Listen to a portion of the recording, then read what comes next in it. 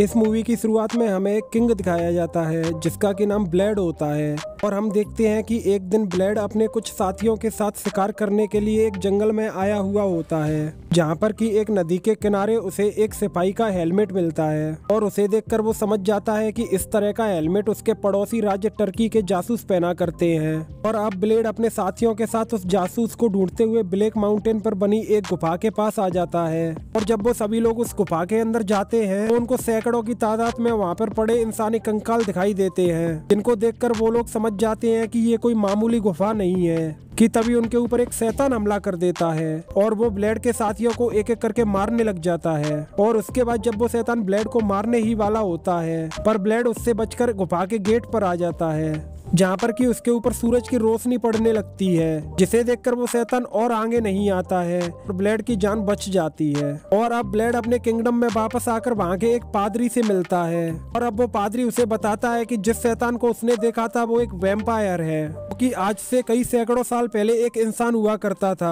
पर लालच में आकर उसने शैतान के साथ सौदा कर लिया था और तब से ही वो वैम्पायर बनकर उस गुफा में कैद है जो कि वहाँ पर आने वाले लोगों को मारकर उनका खून पिया करता है। और वो उस गुफा से तभी बाहर आ सकता है जब कोई इंसान उससे सौदा करके उसके श्राप को अपने ऊपर ले ले। इसे सुनकर ब्लेड उस पादरी को बोलता है कि आप इस बात के बारे में किसी को भी नहीं बताना क्योंकि अगर लोगों को इस बारे में पता लगा तो काफी बड़ी मुसीबत पैदा हो सकती है। और अब हम देखते हैं कि इस बात को काफी टाइम बीत जाता है और एक दिन ब्लेड अपने महल में एक जश्न मना रहा होता है कि तभी वहाँ पर दुश्मन देश टर्की के कुछ सैनिक आते हैं और वो ब्लेड को बोलते हैं कि हम यहाँ पर हर साल की तरह आपके और हमारे सुल्तान के बीच हुए सौदे के मुताबिक सोने के सिक्के लेने के लिए आए हैं। जिस पर कि ब्लेड उनको बोलता है कि उनके सिक्के रेडी हैं और वो अपने सिक्के ले और वहाँ से चले जाएं। और अब वो सैनिक ब्लेड को बोलता है कि इस बार उनको सिक्कों के साथ 1000 लड़के भी चाहिए जिनको कि वो अपनी सेना में शामिल कर सके। जिसे सुनकर ब्लेड को काफी गुस्सा आता है और वो इसके लिए मना कर देता है। और अब सीन चेंज होता है और हम देखते हैं कि ब्लेड टर्की के सुल्तान से मिलने उनके पास आया हुआ होता है जहाँ पर सुल्तान उसे बोलता है कि तुम जब छोटे थे तो तुम्हारे पिता ने तुमको मेरे हवाले कर दिया था और ठीक उसी तरह से अब तुम्हें भी उन 1000 लड़कों के साथ अपने बेटे को भी मुझे देना होगा। जिसे सुनकर ब्लेड को काफी गुस्सा आने लगता है पर सुल्तान के सामने वो चुप रहता है और कुछ भी नहीं बोलता। और आगे सुल्तान उसे बोलता है कि अगर उसने ऐसा नहीं किया तो वो उसके किंगडम पर हमला कर देगा और वहाँ पर रहने वाले हर एक मासूम इंसान को मार देगा। और अब हमें ब्लेड अपने पत्नी और बेटे के साथ दिखाया जाता है जो कि अपने बेटे को टर्की के सैनिकों को देने के लिए आया हुआ होता है जहाँ पर कि ब्लेड की पत्नी रोते हुए उसे अपने बेटे को ना देने के लिए बोल रही होती है जिस पर कि ब्लेड उसे समझाता है कि अपने राज्य के लोगों को बचाने के लिए उसे ऐसा करना ही पड़ेगा। और अब ब्लेड अपने बेटे को एक टर्की सैनिक के पास लेकर आता है जिस पर कि वो सैनिक ब्लेड की काफी इंसल्ट करता है और उसे बोलता है कि उसके जैसा नामर्द किंग उसने आज तक नहीं देखा है। जिसे सुनकर ब्लेड को काफी गुस्सा आता है और वो वहीं पर उस सैनिक और उसके साथियों को मार देता है। और अब ब्लेड समझ चुका होता है कि अब जंग को टाला नहीं जा सकता और इसलिए वो उस वैम्पायर वाली गुफा में जाने के लिए निकल जाता है। और वो इस बार बिना डरे गुफा के अंदर आकर उस वैम्पायर से उसकी शक्तियां मांगता है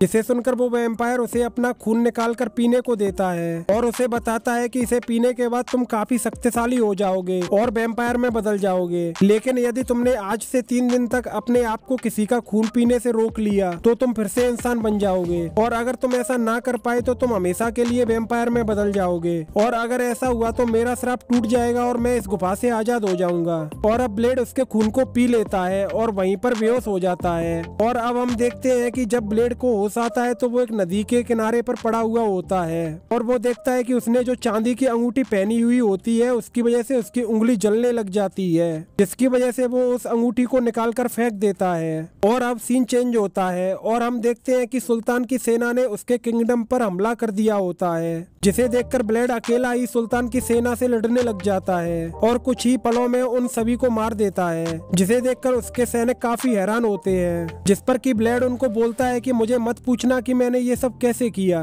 और अब वो अपने किंगडम के लोगों को एक पहाड़ पर बने किले में लेकर जाने लगता है और अब सुल्तान को इसके बारे में पता लगता है तो वो अपनी और बड़ी सेना को ब्लेड के ऊपर हमला करने के लिए भेजने का आदेश देता है। उसके बाद हम देखते हैं कि ब्लेड और उसके साथी एक जगह पर बैठे हुए होते हैं जहाँ पर कि अपने साथियों को मांस खाते हुए देख उसकी खून पीने की प्यास और बढ़ जाती है और वो वहाँ से उठकर अपनी पत्नी के पास आ जाता है जहाँ पर कि उसकी पत्नी उससे पूछती है कि उसे क्या हो गया है और वो ऐसी अजीब हरकतें क्यों कर रहा है। जिस पर कि ब्लेड अपना चाकू निकालकर वहाँ पर लगे पर्दे को फाड़ देता है, जिससे कि सूरज की रोशनी के कारण उसका शरीर जलने लग जाता है। इसे देखकर उसकी पत्नी को कुछ समझ नहीं आ रहा होता है कि ब्लेड को क्या हुआ है, और अब ब्लेड उसे सब कुछ बता देता है और बोलता है कि अगर वो 2 दिन और किसी का खून नहीं पिएगा तो वो फिर से इंसान बन जाएगा। जिस पर कि उसकी पत्नी उसे हौसला देते हुए बोलती है कि तुम ये कर सकते हो। कि तभी वहाँ पर सुल्तान के कुछ सैनिक उन पर हमला कर देते हैं और अब ब्लेड उन सबको मार देता है, लेकिन एक सैनिक जिंदा बच जाता है और वो उसे वैम्पायर वाले रूप में देख लेता है। और अब वो सब लोग पहाड़ पर बने हुए किले में पहुंच जाते हैं,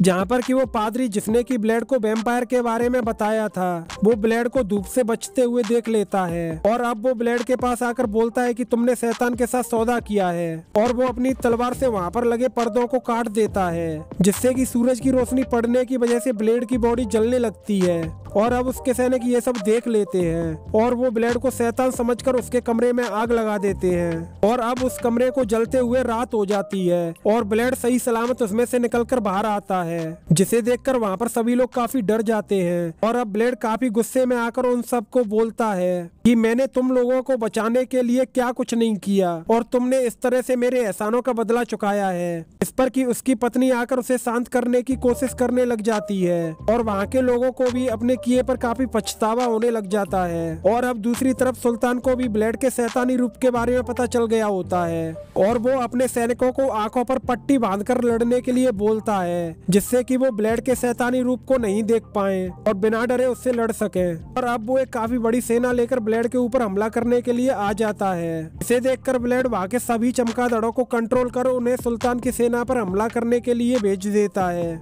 जिससे कि सुल्तान की सेना हारने लगती है। और अब इसी बीच ब्लेड को सुल्तान दिख जाता है और वो उसे मारने के लिए उसके पास आता है और वहाँ आकर वो देखता है कि जिसे उसने देखा था वो सुल्तान नहीं बल्कि उसका एक सैनिक है। और ये देखकर ब्लेड समझ जाता है कि ये सुल्तान की एक चाल है जिसमें कि वो बुरी तरीके से फंस गया है। और अब हम देखते हैं कि सुल्तान के कुछ सैनिक ब्लेड की पत्नी और बेटे के पास आ जाते हैं और वो उसके बेटे को पकड़कर ले जाने लगते हैं और उसे बचाने की कोशिश में उसकी पत्नी महल से नीचे गिर जाती है, जिसे देखकर ब्लेड उसे बचाने के लिए आता है, पर तब तक काफी देर हो जाती है। और अब ब्लेड की पत्नी मरते टाइम उसे बोलती है कि आज तीसरा दिन पूरा होने वाला है और अब तुम अपने इंसानी रूप में वापस आ जाओगे, इसलिए तुम मेरा खून पी लो जिससे कि तुम्हारी शक्तियां बनी रहे और तुम हमारे बेटे को बचा सको। जिसे सुनकर ना चाहते हुए भी वो अपनी पत्नी का खून पी लेता है और उसके ऐसा करते ही गुफा में कैद वैम्पायर भी आजाद हो जाता है। और अब ब्लेड अपने घायल पड़े सैनिकों को बोलता है कि क्या तुम सब लोग इसका बदला लेना चाहते हो, जिस पर कि वो सब हाँ बोल देते हैं। और अब ब्लेड उनको अपना खून पिला देता है, जिससे कि वो सभी वैम्पायर में बदल जाते हैं। और अब ब्लेड अपनी वैम्पायर की सेना के साथ सुल्तान के ऊपर हमला कर देता है और वो सब वैम्पायर मिलकर उसकी सेना को मारने लग जाते हैं। और अब ब्लेड सुल्तान को मारने के लिए उसके पास जाता है, पर सुल्तान ने उससे बचने के लिए एक चांदी से बना कवच पहना होता है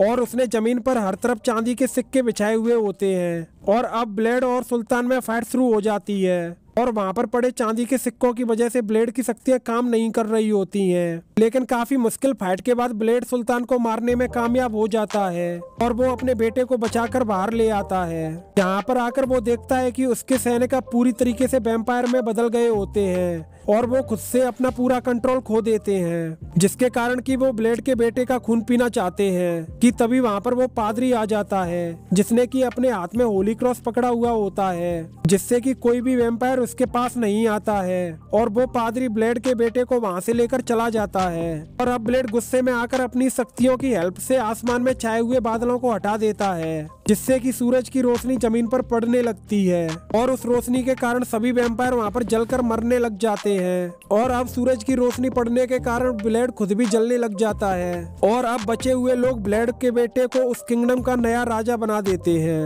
और अब हम देखते हैं कि वो पादरी ब्लेड की जली हुई बॉडी के पास आता है और उसे अपना खून पिलाने लग जाता है, जिससे कि ब्लेड फिर से जिंदा हो जाता है और ये मूवी यहीं पर खत्म हो जाती है।